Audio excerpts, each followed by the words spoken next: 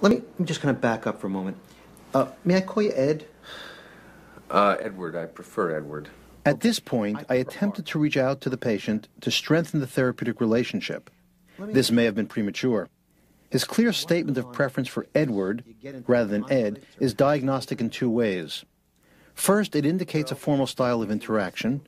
Second, it shows that he's assertive enough to make a correction. I have to alter my initial impression that Edward has a highly dependent style. A desire to maintain a distant stance may be more accurate.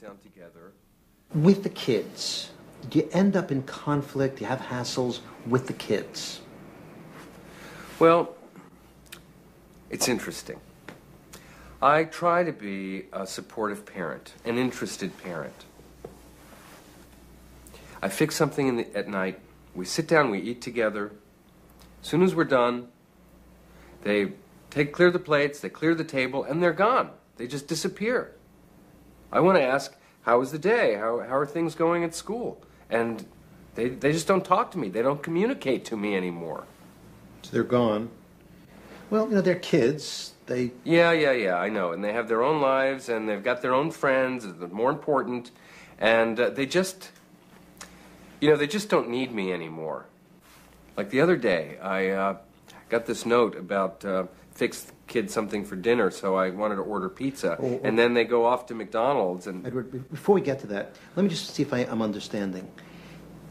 That there's no real conflict with the kids. Is that right? I stopped Edward because he's opening up too quickly. Given his distant, rigid style, he's likely to feel guilty, foolish, and angry if he reveals too much to me, a stranger.